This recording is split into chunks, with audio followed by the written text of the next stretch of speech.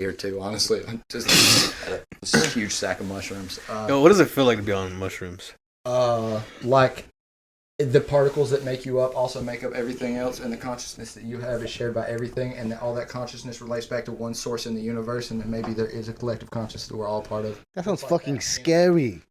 Scary What? as fuck. Sounds like you could read minds and move shit with your head and blow shit up with your mind. It's the most influential thing I've ever done to my personality and thought process, and it's the best thing I've ever done in my life. I don't advise it, but if you're having a hard time and maybe don't get what's going on in your life, you can put some stuff together on psychedelics, because you can look at yourself like you're somebody else looking at you, but you know all the bad shit you did, so you know what the fuck to straighten up, and you know what your life's gonna look like if you don't. So fast, bro. But do you think that feeling will go away once you're not high anymore? No. I did it the first time when I was 17. I did LSD. Just unlock your mind forever? And, bro, I mean, I don't know if it's unlocked. I'm still, a slave to 1,000 things. But there was a lot of things that I did shed off when I did that. And, I mean, I took psychedelics farther than I should have just to see what was over there. And schizophrenia, turns out. Really? So you ended up...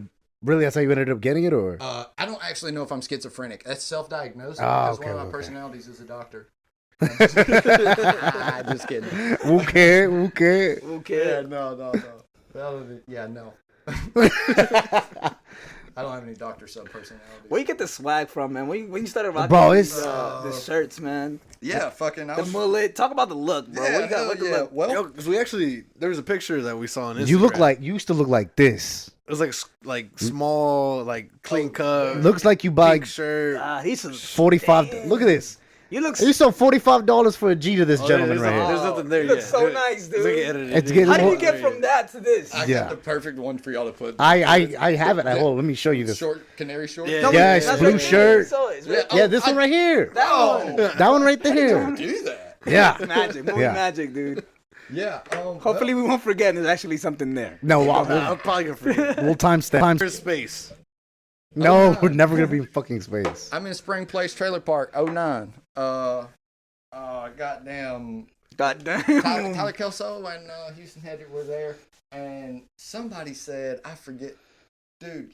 Houston said, Kelso said, "Let me give you a mullet," and I was like, bro. And this is a very weird time in my life because I've never even been around people, and now my parents are divorced, and I'm just staying out with fucking wild guys all night. Yeah. And I've become one. So I realized, they were like, "Let me give you a mullet." I was like, "Fuck it, it's just gonna be a little baby one." And so I got it. Nobody even could tell. Went to school. Shit was crazy. I just looked poor. It's like I couldn't really afford a haircut. Which was nothing different than I had looked my whole life. So. Oh my god. If you couldn't tell from my shoes, you could definitely tell from my Oh, hair now. Yeah. I've had the same backpack for 4 years. You guys know what's up. Yeah. Holy shit. That was me. I always had clean clothes, but just really shitty shoes when I was a kid, They dude. too expensive to buy all at once, man. You got a couple kids, you know what I'm saying? Can't let one feel Definitely. left out. Definitely. But I cut that shit, and then maybe 4 months later, we was in the same single wide Spring Place Trailer Park chilling, and they cut it again. And this is a unique change on that second mullet cut, because now there's considerable growth. It went from no one noticing to is that a little mullet you got going on there? Yeah. Okay, so I wait probably 6 months because I'm fucking, Poor. Cut it again. It went from, is that a mullet to that's a mullet, bro.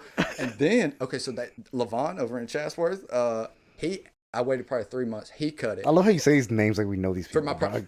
so Shout out to them, man. Shout out to Yeah, that yeah, follow. yeah. Shout out to all of Levon. them. Shout out to the gang. Shout out to the gang. Yeah, I went in there, bro, and he's like a professional and good, and he's had a business in Chatsworth since. Not just the crackhead kids around no. And no. And those guys, honestly, they did a great job but because I kept it. Yeah. But, dude, I cut it for my prom, and I cut racing stripes into this side and a Dale Earnhardt 3 into this side. That's fucking Yes. hard. Maybe we could even put that picture right there. Boom. There it is. God, look at that. You better send that to us, dog, because I we're got you. gonna be pointing at nothing if you don't send it, dog. And, dude, and at that point, it was just I already had felt I was starting to fuck with acid and starting to fuck with other shit and just felt so very different. And this was a way that I could show the world without even having to talk to them that I'm not like you. And so I kept it until the day before I left the military, and I cut it off. I still got it in a plastic bag because I'm a nostalgic weird fuck. To this day? Till right now. Yeah, I actually I want to make a weirder story up, but there's not one. I have it in a plastic bag. Dude, But you said your mullet was it, your hair was in the bag? Yeah, so my 2009 mullet. Then went to the military. I got out. I started Stars and Stripes seal coating in 2017. It was like a asphalt renovation preservation. I would go in and like resurface them and then repaint the lines, mount parking blocks, whatever. So I kept it short for the fucking, the fucking fucks that Corporations? would be contracting me out. I would, tuck my shirt in like, oh, hello, sir. Yes, nice day we're having here. Yeah. So I had to keep the short hair. And then I pretty much knew that gig was up because I had fucked my back up several times.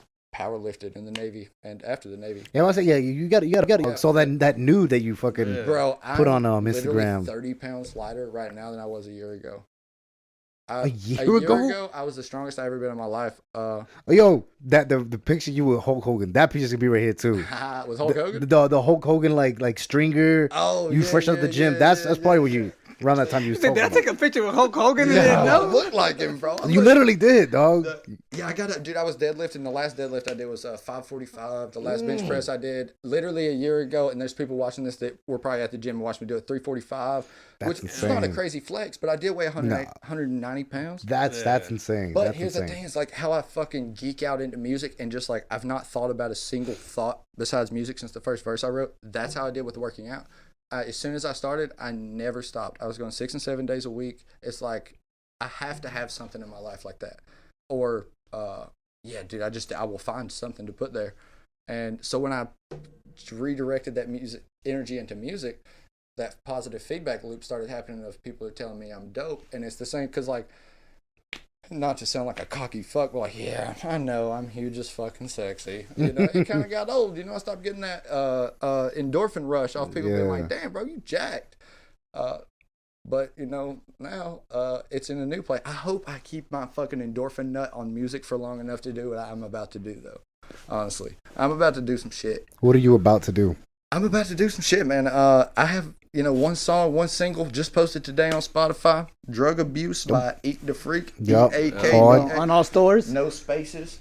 Yeah, all stores. That's your first song. That's your first song on major platforms. First one that I have put out, like massively distributed through iHeartRadio. Why did you feel like that one was the one that you needed to put out? It was the first one I got done. They're all dope as fuck, honestly. And that was just the first one that got finished. I put it out.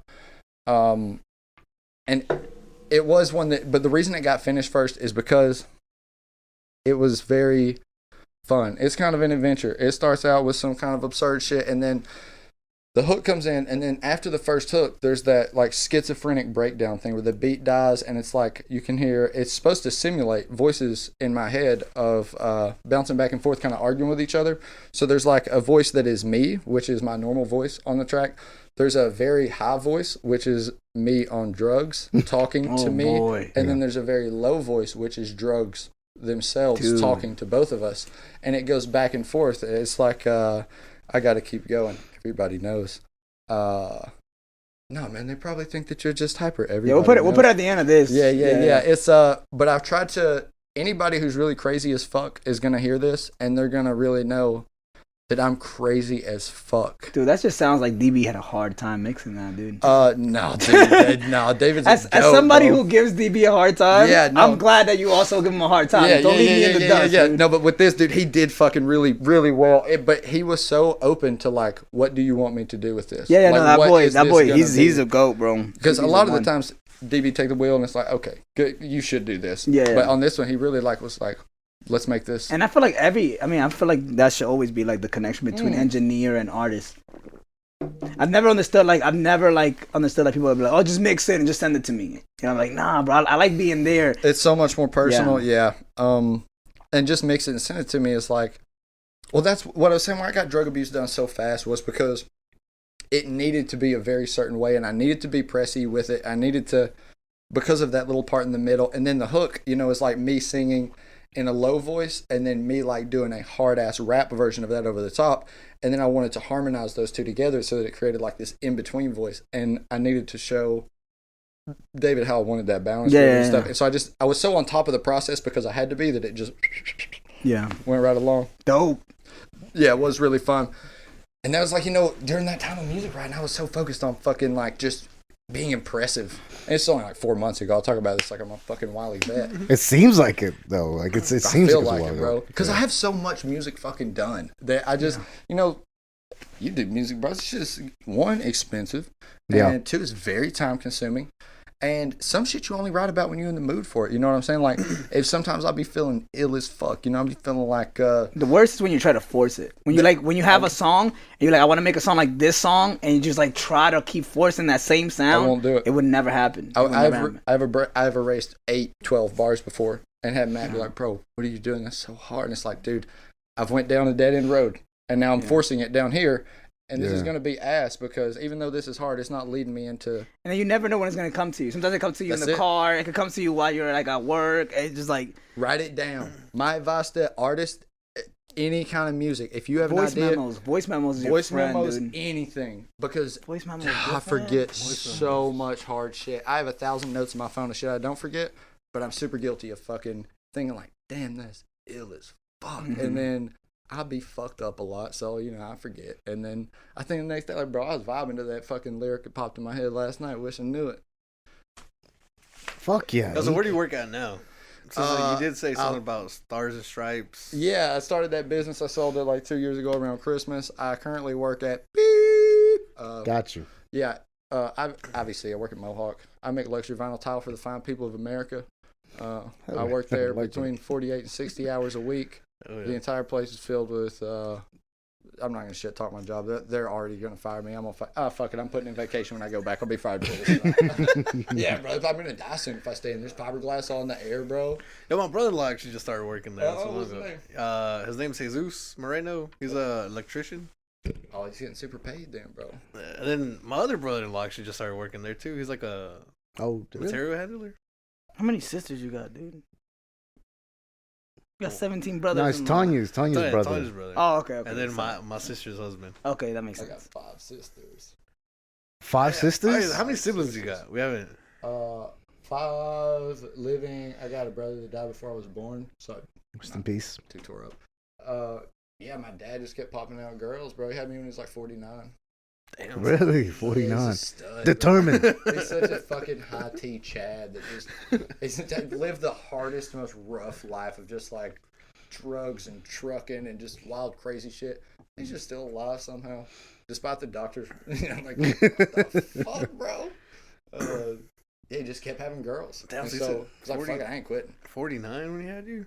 Yeah, then he popped me out, bro, and then fucking had my little sister. What the fuck? So you got a younger? He thought like I got lucky one time. Dang, so he's like almost 80 now, dude. Yeah, he's like 75. Wow. 70. That's awesome. Might have been 47 when he had me. 47 or 49. He's still doing his thing, like still like fucking. You know, just like all elderly Americans, he is barely scraping by with the minimal amount of Social Security they give people who work their whole life and pay into the system. Yeah, just living at base poverty level because the government fucked him. Jeez, man. Happens You to ever heard Yeah, the no, Hard Times promo by American Dream Dusty Rhodes, dude? You should hear it, dude. It's fucking motivational shit. Kind of about that. Well, Eek, man. So what you got coming out? So you're just working on singles and then. Yeah. So what I'm actually thinking I'm gonna do is pretty much just singles. I would probably put out single. I'm gonna try to be as consistent as I can afford to be with the production and shit like that. But I have a strategy. My main goal is I want to avoid a record label. So I'm going to start putting out these singles. After these next 2 come out, I'm going to compile Drug Abuse. This next single is going to be called Questions. And then I'm probably going to put one called Can't Stay Sober on there. And I'm going to shop this around basically and see. I'm going to shop at 2 labels, but I don't really want to be on a label. But I want labels to know that I'm really good, honestly. And so my plan is, you might have heard about like NFTs and stuff like that. I want to try to start breaking into this community. I want to start taking this music. I have a Patreon also. That's the main way that I'm going to try to fund this thing. Link in the description. OnlyFans. Or it's the OnlyFans of artists. It's like, you know, it is, yeah. There's like different tier levels that I have set up. It's like $1, $5, $10, $20. And you pay that like monthly, and that way I can stay off a label. I can still use words that labels not. I can still express ideas that labels wouldn't want me to do. But I do post a lot of shit in there. I post like journal entries and shit like that. So yeah, I'm going to there's a new technology called NFT, non-fungible token. Check it out. It's basically a non-duplicatable digital asset. So I can release, like when I release Drug Abuse, right? I'm gonna create 69 serialized NFTs, and so these cannot be. They're registered through blockchain. I'm not gonna go too into the process, but it's authentic. It's authentic as if you have a signed fucking Babe Ruth baseball, something like that. You cannot fake it. You will instantly know. So I'm gonna take these and I'm gonna give them first to all my $20 a month patrons for free, and then I'm gonna take them and register them in these auction houses online. These there's some different ones you can sell them through. And I'm going to put, of course, like with drug abuse, I have one mix of it that Matt did. I have one that we did on Fruity Loops. All that will be in there. There's going to be like a write-up description of where I was when I started writing it, how I started writing it, like the process I went through with it. And then this is like a signed token, right? So I'm going to put that in there basically as it's like a stock in an artist because there will only be a set number. And I'm going to try to grow through this. I really want to focus on this NFT community, but also I just think if I can get any minimal amount of funding, because that's all a label does. They just give you enough money, and basically they hire the right people. But I can hire a publicist. I'm a sovereign human. There are publicists on Fiverr. There are publicists with degrees sitting out here looking for work. Kelvin's a publicist. But, hell yeah. There's all these people, man. I don't want to sell my soul. Only thing I publish, man, is sexually transmitted diseases to these girls, man. I've dodged them, bro. My whole life, I never had one. I do not believe that, All my life. I do not believe that, dog. Hey, if I have burned a chick in my life, comment down below and say it. I haven't. It's on God. I've never. And dude, it's by the grace of God too. I have not used a condom since. You probably shouldn't say Since the that. invention of condoms. Besides hookers. Probably shouldn't say that out loud, dog. No, I've not used a condom since 11th grade. Besides hookers, and bro, I got like a sixth sense for it. I can tell if they got that. Damn. Chlamydia. No, Dude. thank you. So you've sensed it before from a girl? You just ran No, away? bro, I have never fucking done it. I've been so lucky. I'm definitely gonna get the clap when I leave here, probably. But no, I've just been blessed, dude. It's nothing. I would love to tell you guys the story if my dick swelled up and it was fucked up. But Yeah. I've somehow. Is that what happens when you get an STI? See, that's what I'm saying. I don't even know, bro. I don't even know. If my dick exploded right now, it's all you guys. That's not what happened. I just have the worst image of it in my head. Yeah, I never had where the green ooze like spits out. I'm like, yo, it's just like it's an infection, dog. It's not like that. Oh, fuck! I didn't answer your questions. Yeah, questions is coming out. You wouldn't get it is coming out. A song called "Dumb It Down" is coming out. The first verse is on my SoundCloud. A song called "Living Right" is coming out. 16 bar second verse and new hook. It's on my SoundCloud.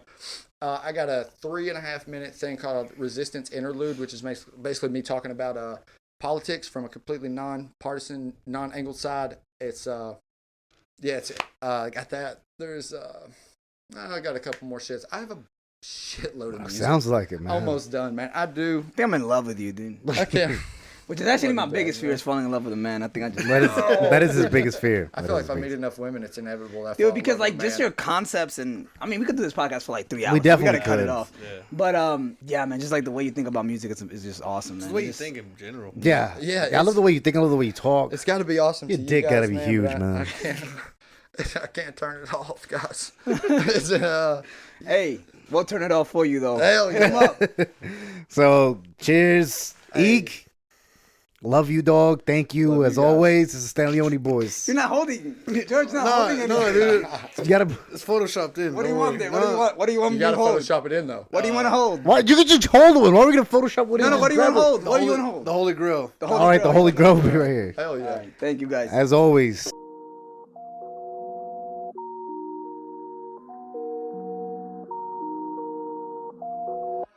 I tried to kick a couple bad habits, but I said fuck it. When I was young, I never hung around the wrong crowd, bitch, I was it. These addies got me buzzing out his hands, damn, my blood itch. Type of kid to put his fist up in a bitch like she a puppet. I'm that voice inside your head at night that keeps you up and fucks with you. I'm the feeling that you get from smoking Sherman dust and huffing glue. I'm blacked out while I'm writing this, but that ain't nothing fucking new. I call this shit a normal day, y'all probably call it drug abuse. Just cause I got a habit don't mean that I'm an addict. There's a fine line between a hobby and a habit. You call it addicted, I don't give a shit.